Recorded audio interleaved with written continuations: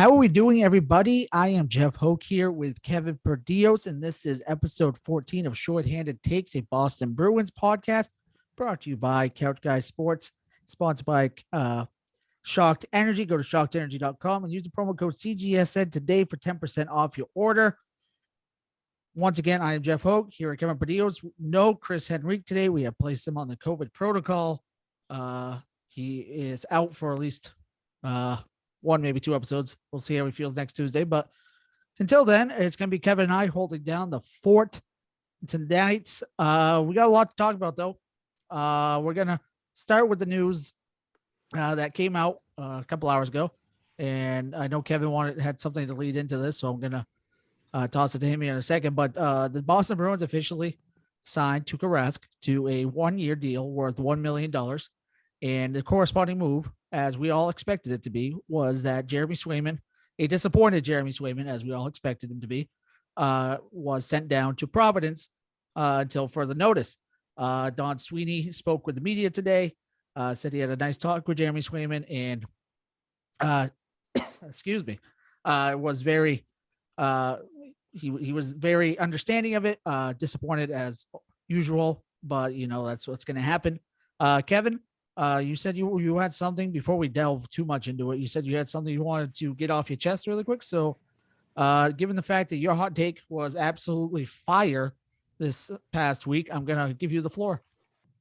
Yeah. And I think, this is not to spoil our next couple topics here, but it kind of feeds right into it. And, it's two very good wins. And I think you build off them, but I'm not going to dive crazy into it just yet. But the thing that stands out, man, is the last couple months, maybe you have games where Bergeron has to wear a cage because he takes a stick to the face, or, I forget what really caused, I think broke his nose. And then Marchand gets a stick to the face and he's leaking blood, all over the ice, leaking. And there's no response. Yeah. There's no, and you can sit there and say, oh, like accidents happen. Go watch that play again. It wasn't an accident. That was a blatant high stick. That was a blatant high stick. Accident. Yeah. And so what the hell? What the hell? Well, yeah. It's to me, it's just like, guys, yeah, he responded with the goal, and you answer two goals. Yeah, he answers where it matters most, and so be it. But at the end of the day, where's I know Trent Frederick wasn't on the ice, and he's kind of that odd man out of, all right, if something happens, he has to be the one to answer. I'm not really sold on that. He should be the guy. I think he's just filling the role best he can. But we had a good example. We played Tampa Bay. Pat Maroon is their guy.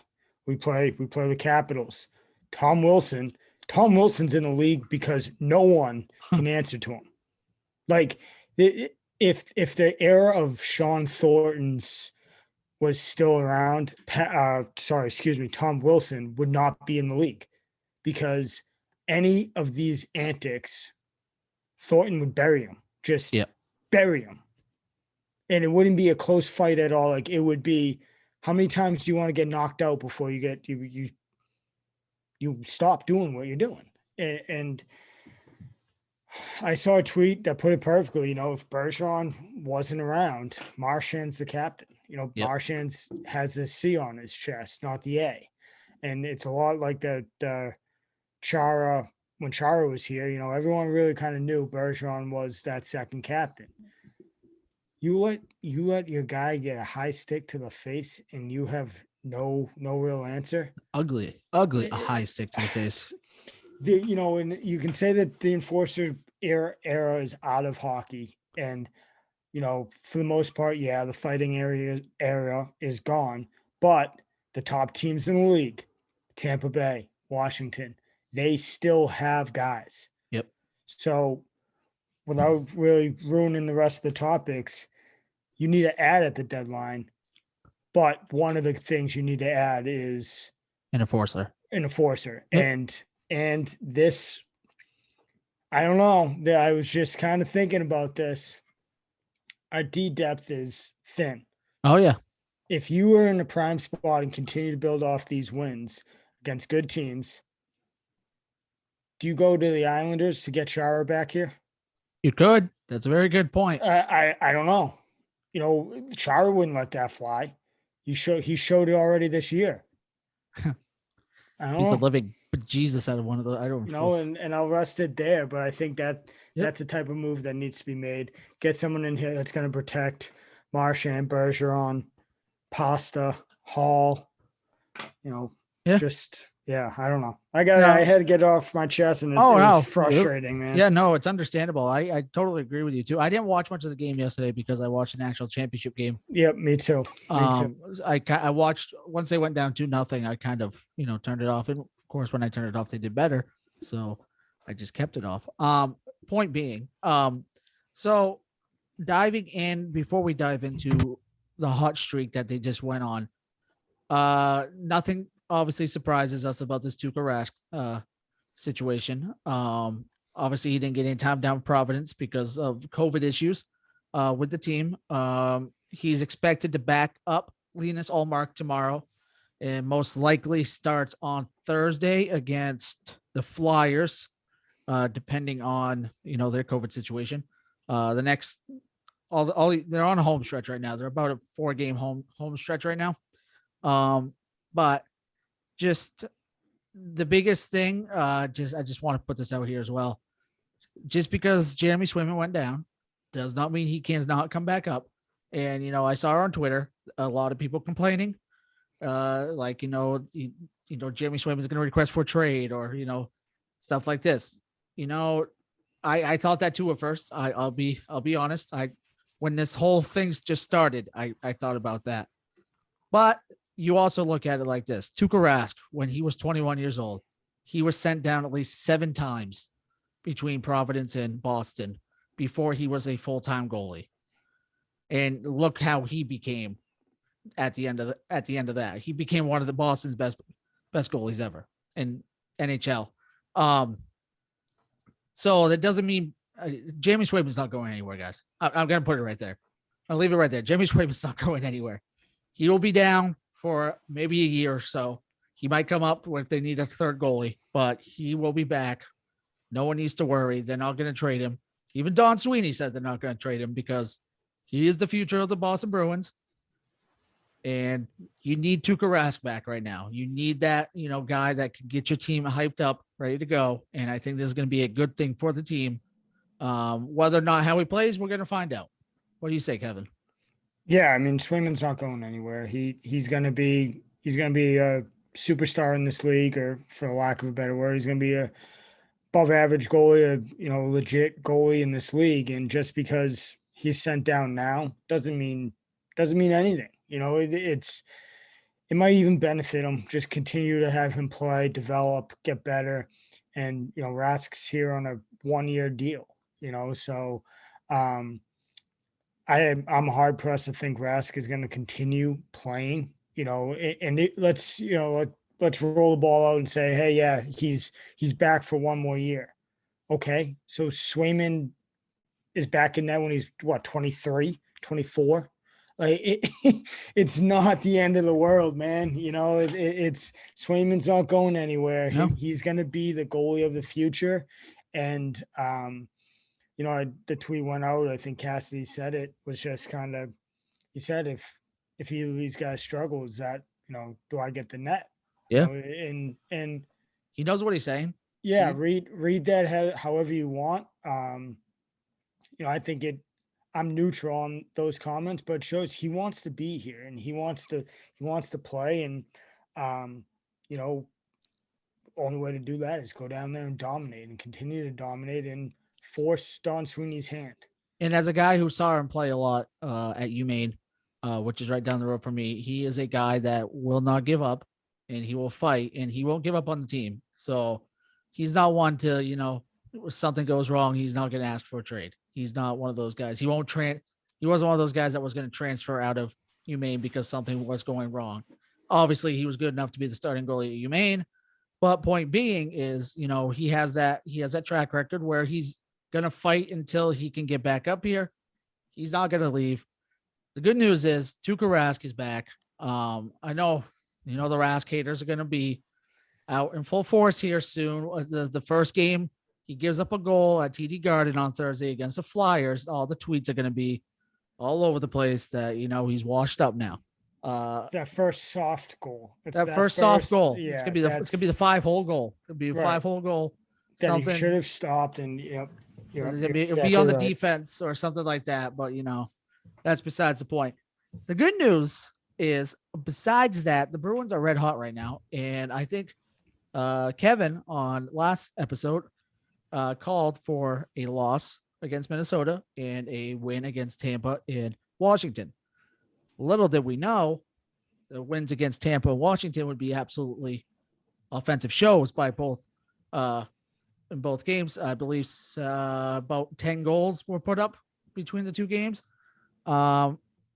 It seems that these rejuvenated lines are doing something good with the team. Pastrnak onto the second line now. Craig Smith onto the first line. That Hall, Holla, and Pastrnak second line seems to be finally getting some chemistry, and it seems like they finally found a winger for Taylor Hall. Yeah, I think it's a move that had to be made, and it's working. So, there were times everyone was calling for this when Krejci was here, and Krejci had his comments on it. That kind of leaked out last week, 2 weeks ago, and said he was kind of shocked at how they moved Pasta. In whatever, dude,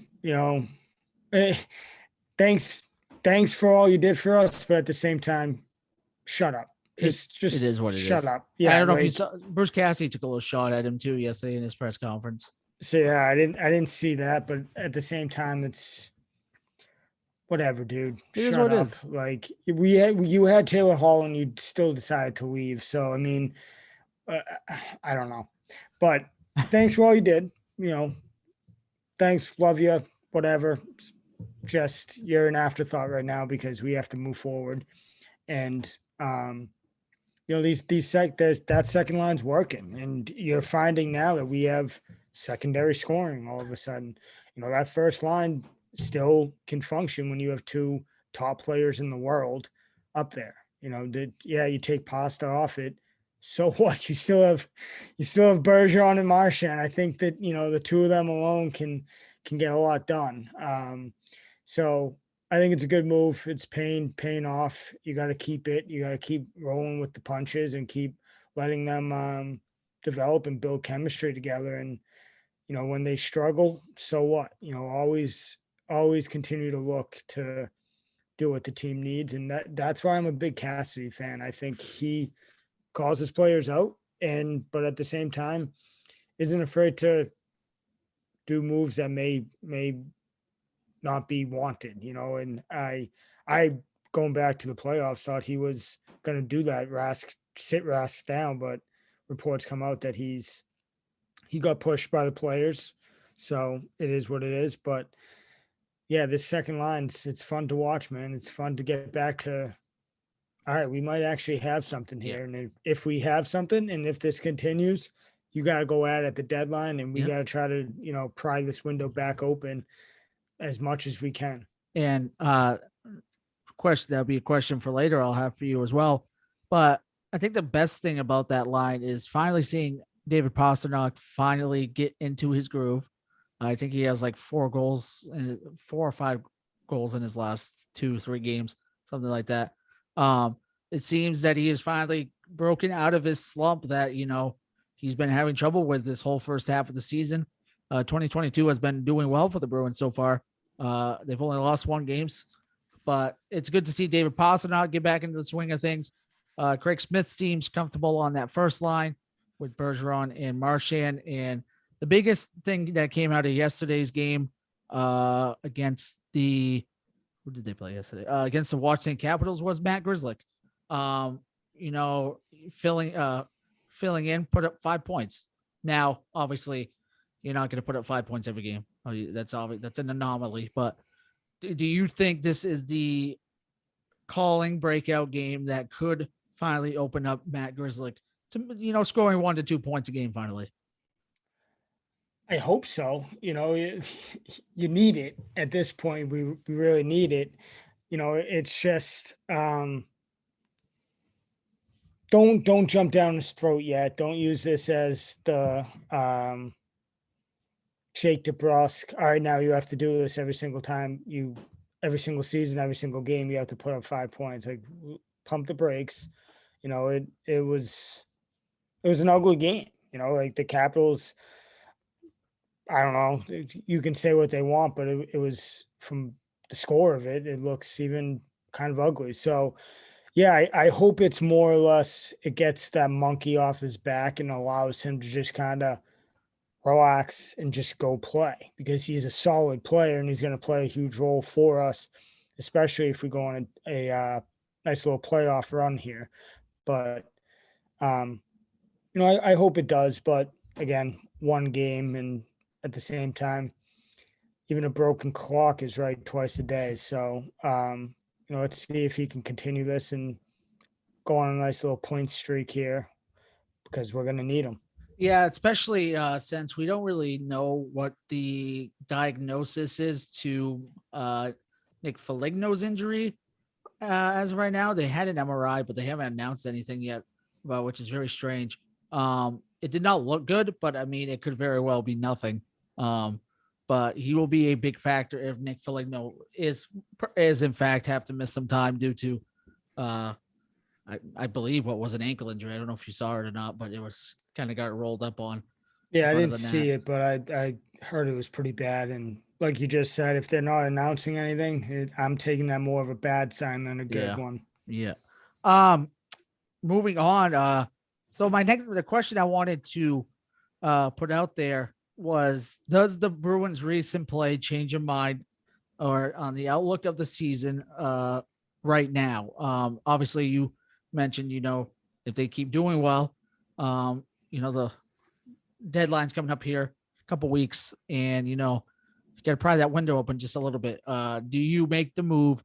Not a big name player, but do you make the move to upgrade your team to get better and pry open that window a little bit? Do you think that this team has changed your outlook at all? Yeah or no.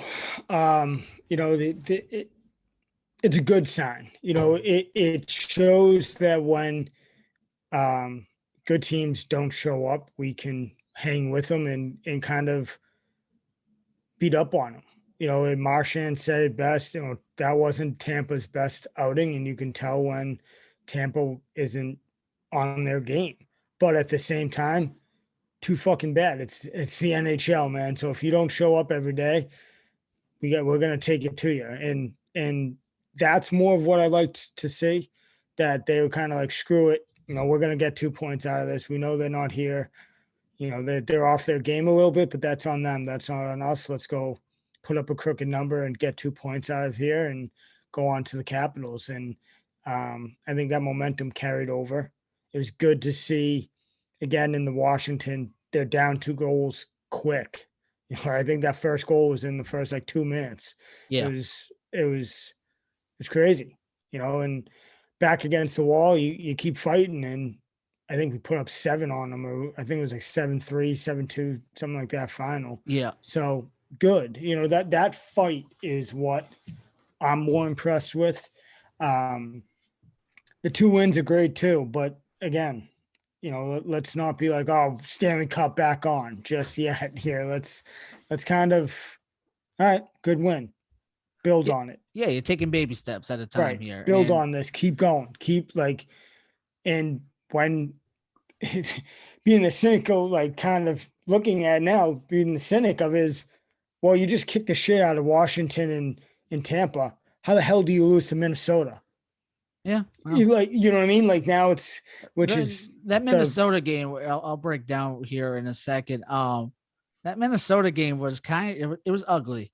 It was it was very ugly. It was, you can I think that's the wording I want to put it as. It was ugly in the way that, I'm not trying to blame the refs here, but the refs kind of, got in the way a little bit, kind of killed the momentum. A lot of fighting, just a lot of bad blood in that game that I think kind of boiled over, and obviously um it benefited the Wild more, and I think that Trent Frederick hit to Kirill Kaprizov, I think that kind of pushed the Minnesota Wild over the edge at the end of the day. But I mean, that's the anomaly now. You've won 2 in a row here. You got four at home coming up, so it's not like it's that big of a deal. But it would have been nice to get that win.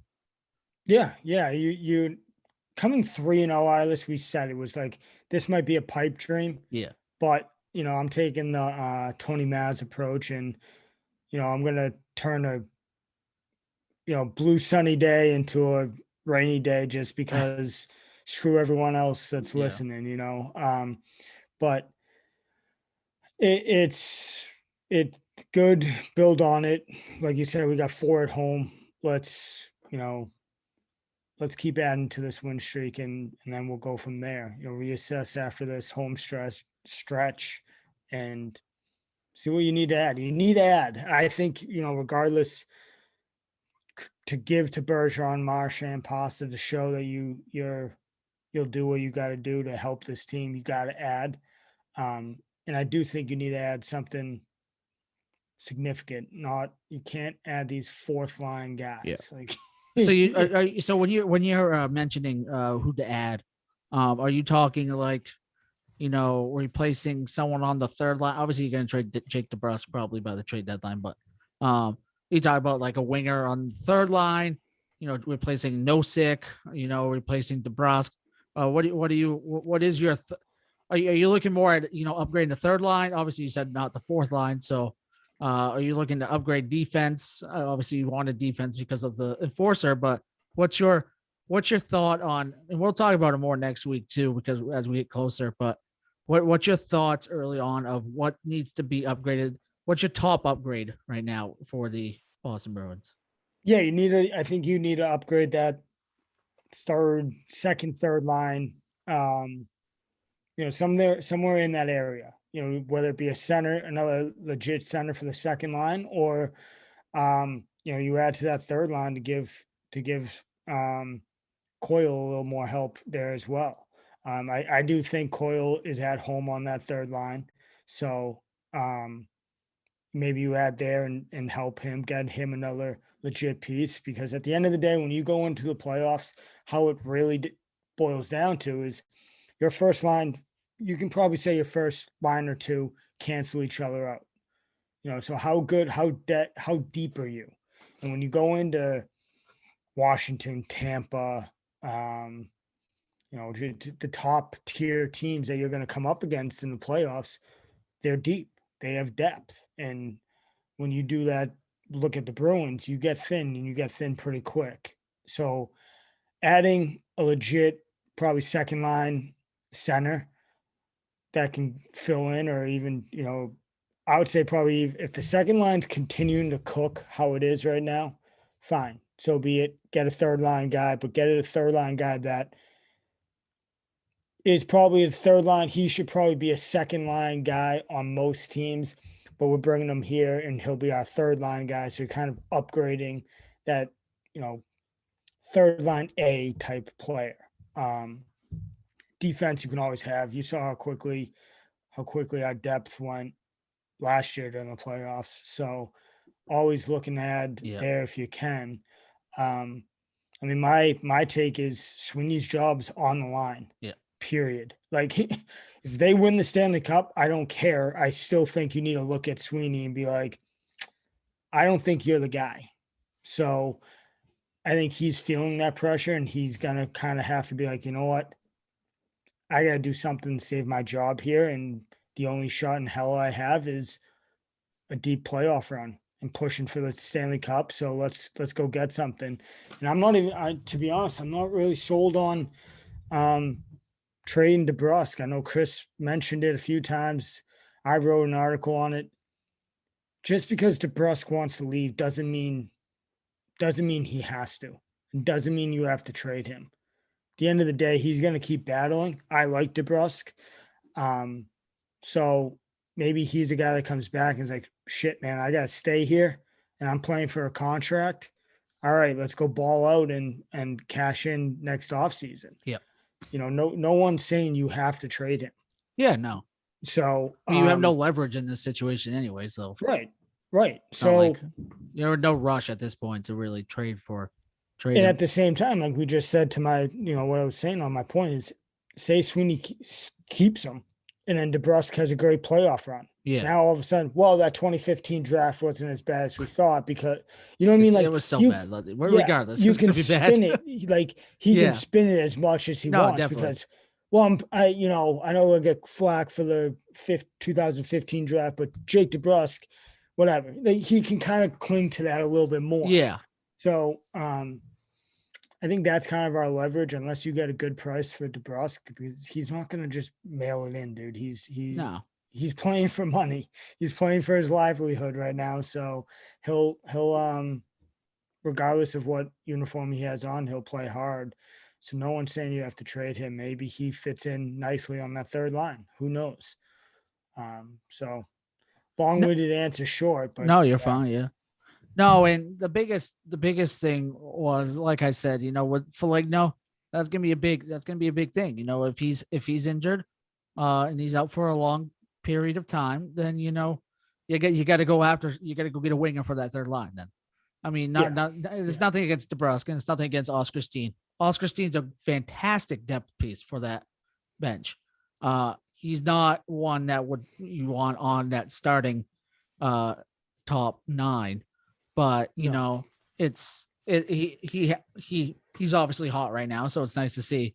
But no, if Foligno's out for a long period of time, if the injury is as bad as we think it might be, then you should probably go after some third line winger that you think will fit well.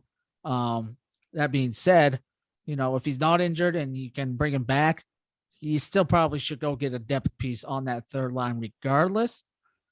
Depth is never a bad thing. We, like you said, we saw that in the playoffs last year. Brandon Carlo went down.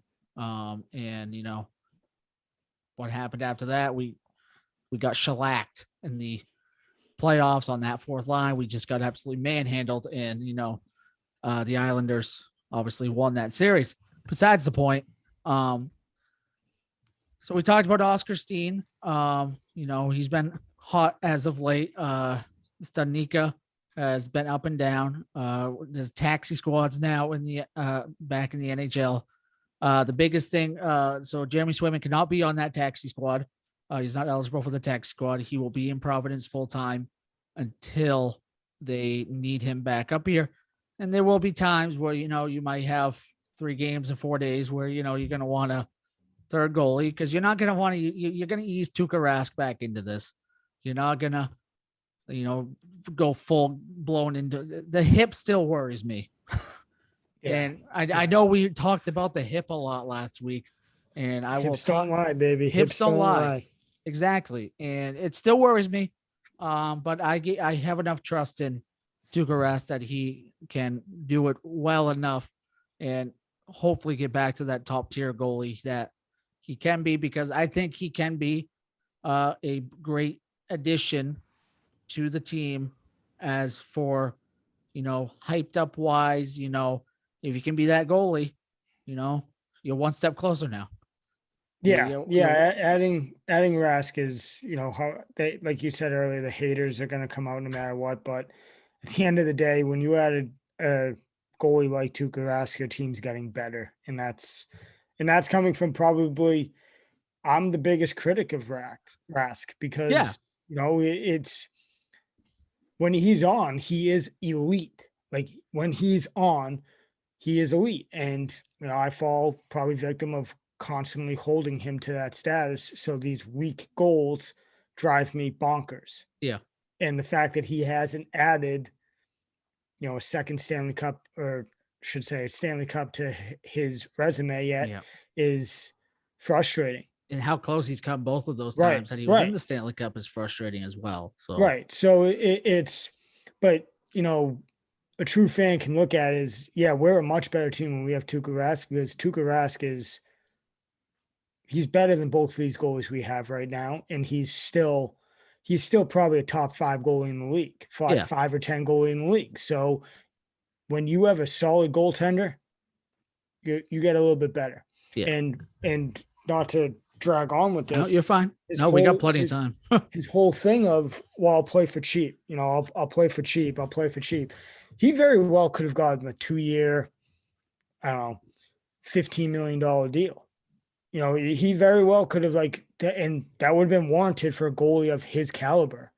But he stuck to his word, and it to me showed that his heart's in it. It's all right. I'm going to sign a 1-year, $1 million deal, which cap hit wise is, I think it's like $500,000 because he's only playing half the year. So, that speaks even more volumes to him that the money's not the thing. He wants to be here and he wants to win a Stanley Cup with Marchand, Bergeron, the guys he says he grew up with. And if that's the case, and his actions are showing it, the rest of the league better be put on notice. The rest of the league better be put on notice because it sounds like this guy's pissed off of how things are ending.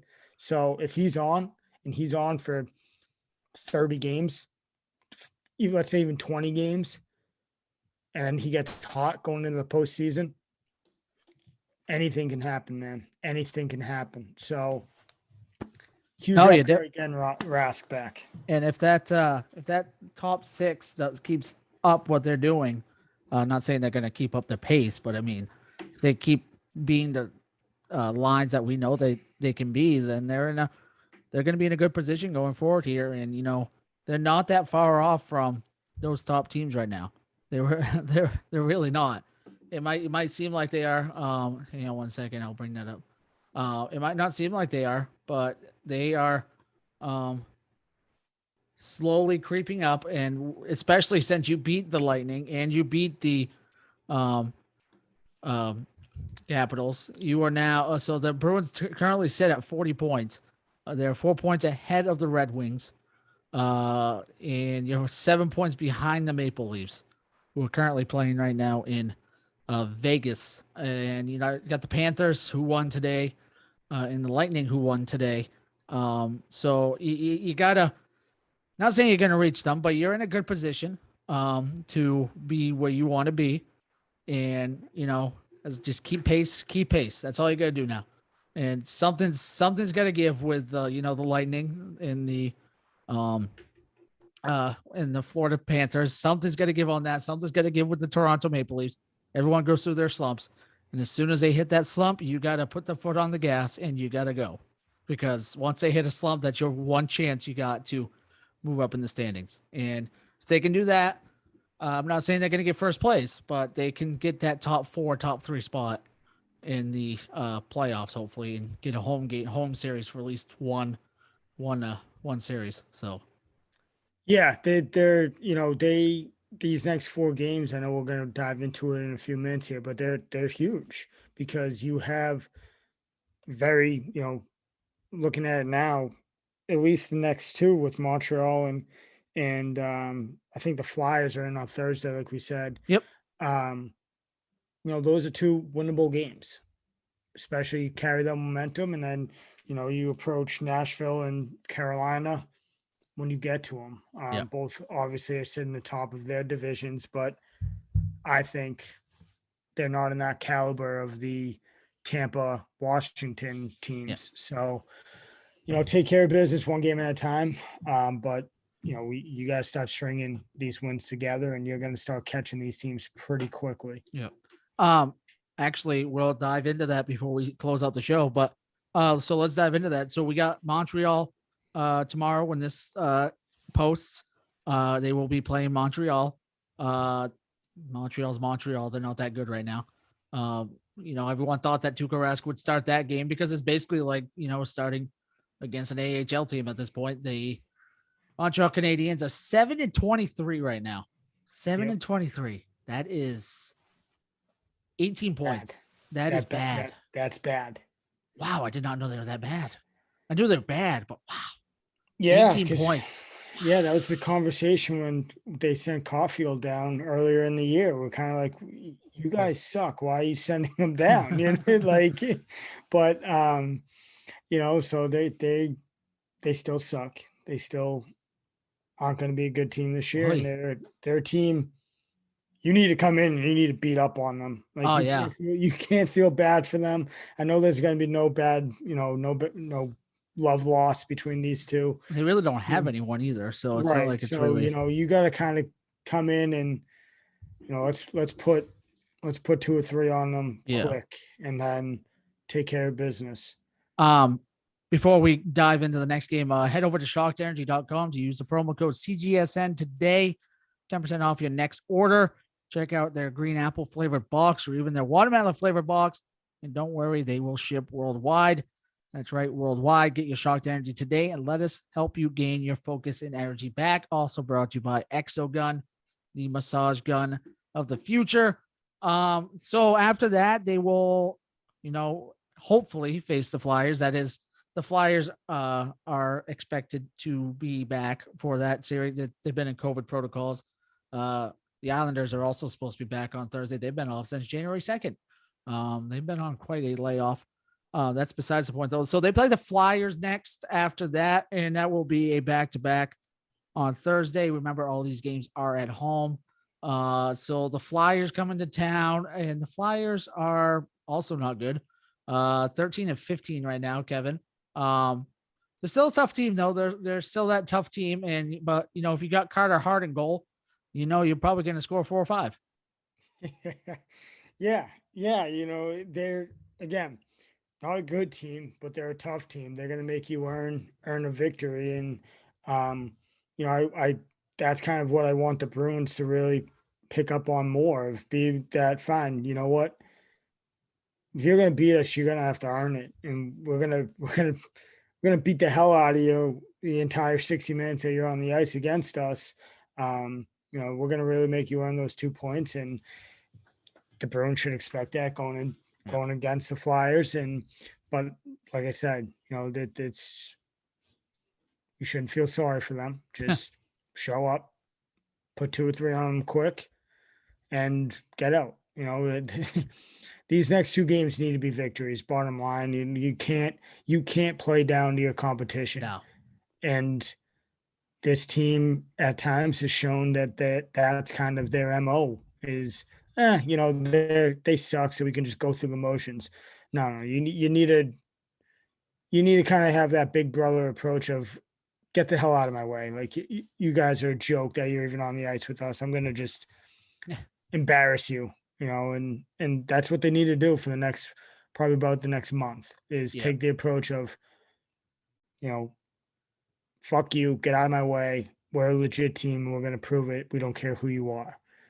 And so hopefully come next time or come next Tuesday when we're recording, there's at least 4 more points. Yeah. Hopefully a few more, but and they're actually on a 7-game homestand, so they'll be at home through January 26th when they head to the Colorado Avalanche on the 26th. That being said, it's nice to have that homestand in the middle of January. That brings us to Saturday, January 15th, big day because it is my quarter life crisis beginning. I turned 25. And all downhill from there, man. It's all downhill from there. I've been told, and I am not excited, but we will see how that goes. That's besides the point, though, because the Bruins play at 1:00 that day because the Celtics played 8:00 that night, and then the Patriots played at 8:00 that night. So the Bruins will play the Predators. They will play a good team. The Predators currently tied with the Colorado Avalanche as we speak, 4-4, because Cale Makar is just absolutely filthy and just scored another absolute filth of a goal. To tie it.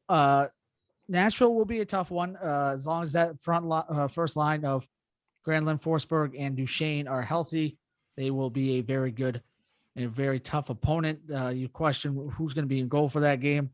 We'll see. Jusue Saros has just been really, really, really good lately. He's been on an absolute tear. And so they'll then close out. And obviously I go up until next Tuesday because that's when our next show is. So this is just 4 games out of that 7-game homestand. They will play the Hurricanes, and the Hurricanes haven't had it easy either. Hurricanes have had a lot of COVID issues there, Kevin. They just put Jacob Slavin on the COVID list today, but they're going to also get some people back healthy, and they're still a good team. They're still first in their division. Carolina's not going to be an easy one. No, Carolina's not going to be an easy one at all. And we talk about teams that are Tampa Bay-esque category. I think Carolina's quietly been right there with them. Tampa's got 53 points. Carolina's got 50. So they're right there with Tampa. They're 24-7 on the year right now, which is they're dominating. And COVID or not, they're finding ways to win. And those are 2 good teams. So really, this 4-game stretch up until next Tuesday, next time we record, use these first 2 games to kind of make sure you found your mojo and carry those over into the next 2 with Nashville and Carolina. And Nashville's a tough team, man. Nashville's they're probably the toughest out of the 4, honestly. Yeah, they're just, I don't know. Talk about a team that has just gone through different phases and always found a way to stay competitive. And they've kept that front 3 for a while now too. I think they were around back when they went to the Stanley Cup Finals, didn't they? Yeah. They've been around for a while, but Nashville's gone through different goalies. They've different deep pair. Like they've kind of gone through a rebuild while still staying relevant, and that's really what the model you want to do as an NHL team is. All right, we want to stay competitive, and while we get these young guys developed to really help us push for the next Stanley Cup, and that's exactly what Nashville's done. And it seems like they haven't really missed a beat at all. So that Nashville game is going to be tough. I think that's really the one that kind of like, oh, I don't know, this could go sideways very quickly. So got some good hockey coming up, man. We got a good stretch coming up. And do you have any hot takes before we close it out for this hot? I mean, you came off you're red hot right now. You predicted it very well. I mean, you said they were going to lose to Minnesota and then take Washington and Tampa Bay. Obviously, we didn't think they were going to do 7 against Washington, but they did have their 3rd string goalie in. That's besides the point. And obviously, they put up 5 against Vasilevsky, who's probably one of the best in the league right now. So yeah. I mean, it's been impressive regardless.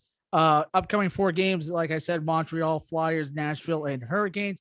What is your hot take there? Penalty shot there, Kevin. Oh man, I think we take 3 out of 4. I think Nashville's the game we lose. Okay. And really what it comes down to is those first lines are going to cancel out. So who's deeper and who's second, third, fourth lines execute more. And I think right now it's going to favor Nashville. Yeah. And, it could be a last minute or 2 goal, or it could be an overtime loss.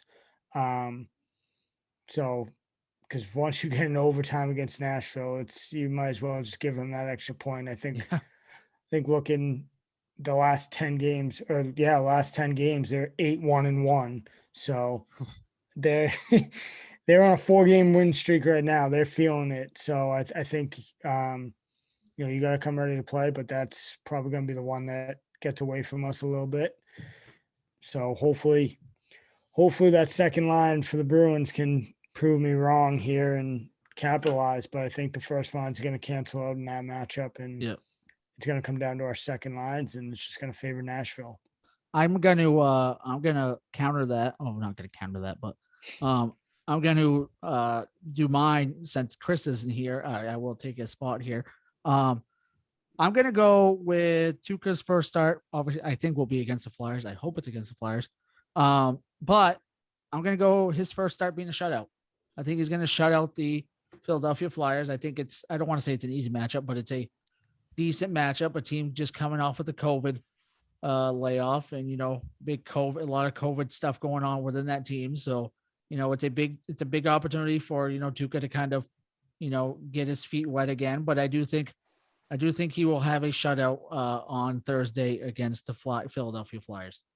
Is that hot take enough? Is that No, you kind of hope so. I think it's hot take enough because it's your first game back after major hip surgery. And, yeah? no matter In how front of your home crowd, right, no matter how bad the Flyers may be, you're still playing in the best hockey league in the world. yeah, So it's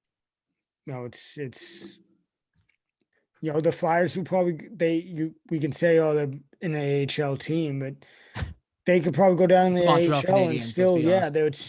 they'll still dominate in the AHL. These are Yeah, still professionals. They're yeah, still NHL guys that are best players in the world.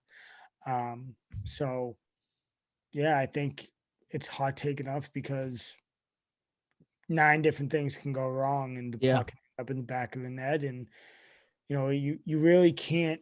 Practice can only give you so much. You got to see game action to really see how your hip and your body's going to respond. And, how do you handle that first time that the puck gets redirected 3 different times and you have to kind of quickly adjust or quickly throw that left pad or the right pad out to block a shot? How does your hip hold up on that? There's so many different things, and that's why I think saying he gets a shutout his first game is pretty bold take. yeah.